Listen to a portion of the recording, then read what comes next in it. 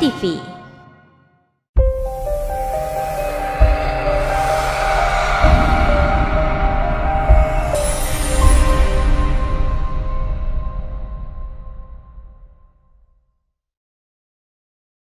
Puji Tuhan, pemirsa yang diberkati Tuhan.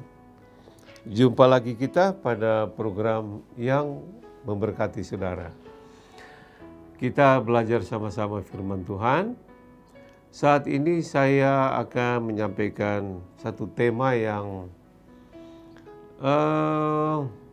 mungkin saudara tidak pernah pikirkan atau barangkali pernah terlintas dalam pikiran saudara mengenai tema ini. Barangkali ada anak-anak saudara atau ada seseorang yang bertanya kepada saudara, yaitu mengenai siapa yang menjadikan Allah? Siapa yang menciptakan Allah, saudara? Nah, saudara, sehingga ada para ateis ya, orang-orang yang mempunyai paham-paham fakta empiris. Artinya mereka berkata kalau sesuatu tidak dapat dilihat, diraba, tidak ada, ya, maka itu tidak ada.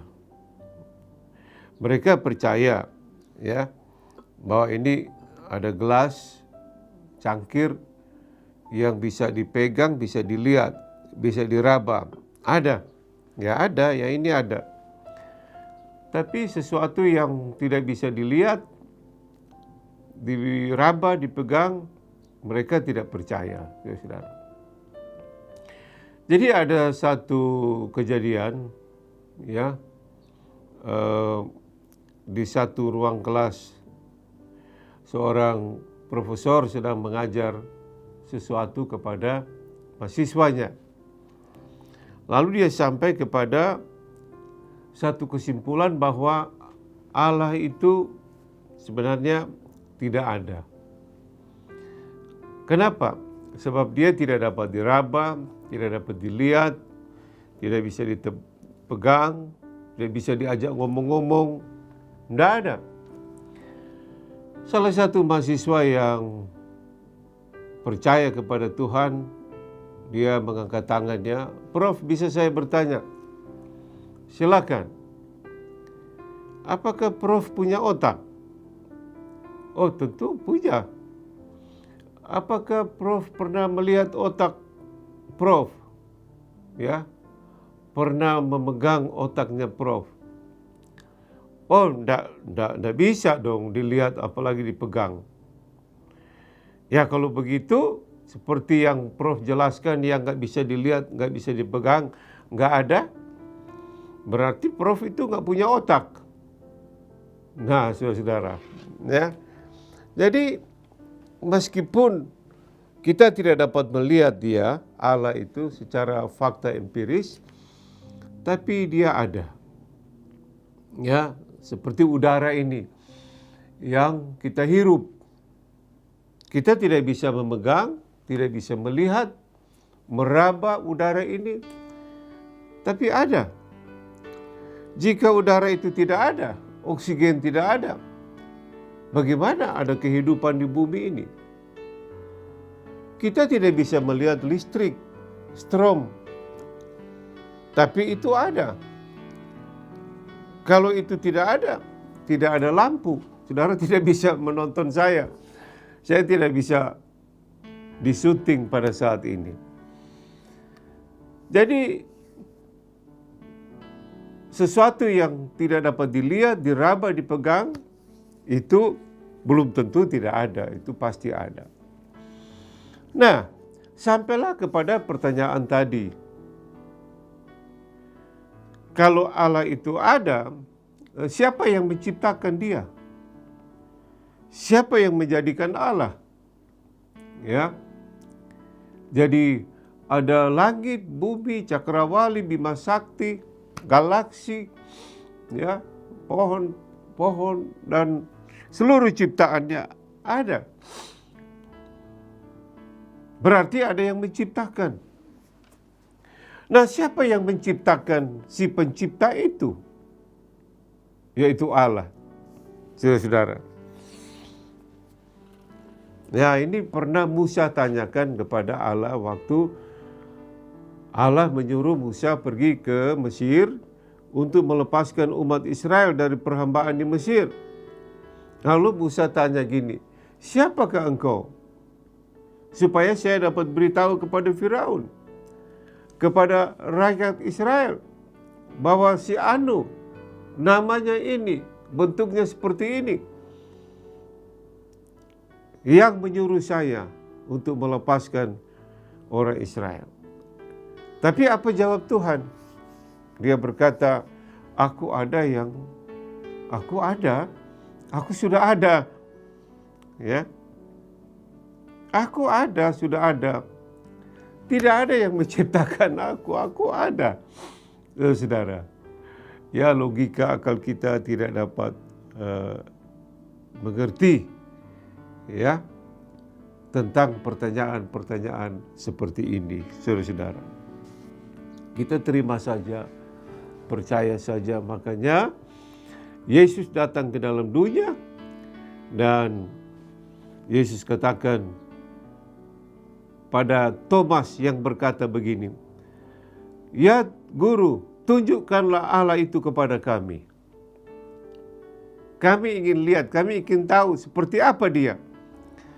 Lalu Tuhan Yesus jawab, "Hai Thomas, sudah lama kamu mengikuti saya, ya, udah bertahun-tahun, dan engkau masih bertanya tunjukkan Bapa Allah itu kepada kami." Dan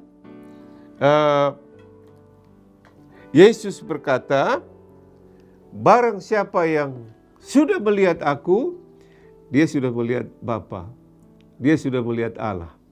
Saudara-saudara, ya, jadi wujud semua keberadaan Allah itu, siapa Allah itu, dari mana dia dan sebagainya, ada jawabannya di dalam Tuhan Yesus Kristus. Nah, pertanyaan-pertanyaan ini seringkali mengganggu kita dan saya kira mungkin perlu ditanyakan tapi tidak perlu dijawab. Sebab ya tidak ada ayat-ayat di Alkitab yang menceritakan, menulis tentang siapa yang ciptakan Allah, siapa yang jadikan Allah. Jadi waktu Musa tanya itu, Tuhan hanya jawab, "Saya adalah saya, aku yang ada, aku yang sudah ada." Ya, saudara, seorang murid tanya kepada gurunya, "Siapa yang jadikan mangkok ini?" "Oh, ada yang menjadikan, tukang mangkok." "Oh ya? Lalu siapa yang menjadikan tukang mangkok itu?" "Allah yang menjadikan tukang mangkok itu. Allah yang menjadikan manusia." Lalu murid itu tanya lagi, "Lah, yang jadikan Allah siapa?" Nah, saudara, ya.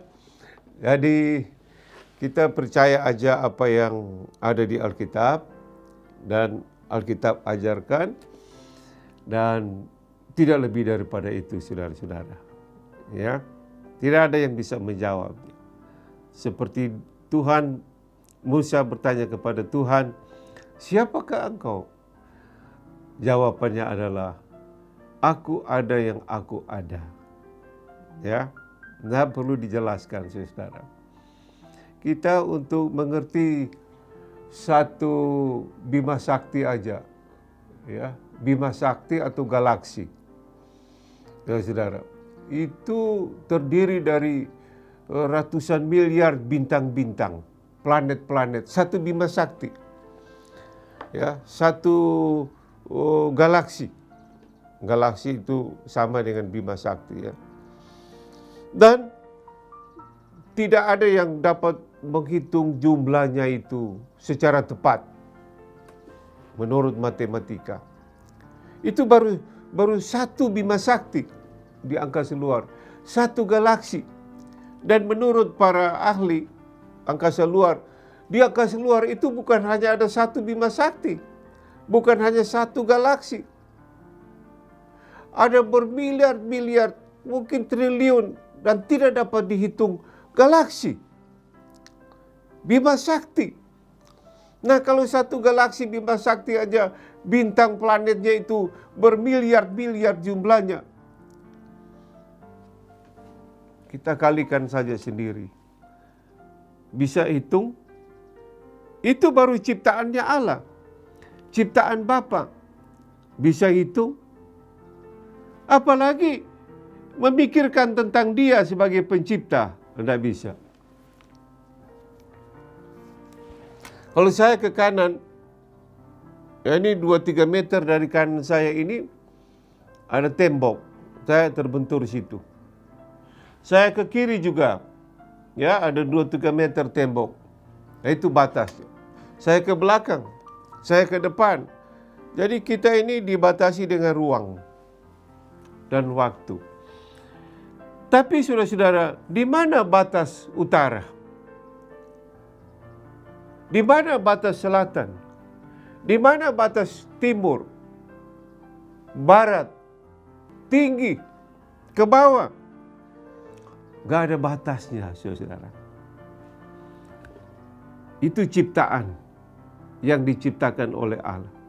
Kita tidak dapat mengerti, ya, batasnya, kebesarannya, luasnya, dan sebagainya. Apalagi untuk mengerti, bertanya, siapa yang menciptakan pencipta? Siapa yang menciptakan Allah itu? Ya, kalau kita jawab Allah ini sebagai suatu ciptaan, lalu kita tanya, yang ciptakan Dia siapa? Lalu yang ciptakan ini lagi siapa, dan seterusnya. Sampai akhirnya kita bisa. Lalu ada yang tanya, apakah Allah itu jenis kelaminnya laki atau perempuan? Ya, saudara yang kasih dalam Tuhan, jadi Allah itu tidak punya jenis kelamin. Ya, Allah itu roh adanya. Dalam Yohanes 4 ayat 24. Dia bukan laki kelaminnya, ya, bukan perempuan kelaminnya. Dia roh adanya, saudara. Ya. Nah, jadi dia hanya menyebutkan diri sebagai Bapa, ya. Seorang laki-laki, Bapa, ya, tapi bukan jenis kelaminnya. Dia mengambil sifat dan keadaan seperti Bapa, ya, terhadap anak-anaknya. Tapi dia bukan punya jenis kelamin pria, ya, Bapa dalam tanda kutip. Yesus anak Allah, bukan Bapa.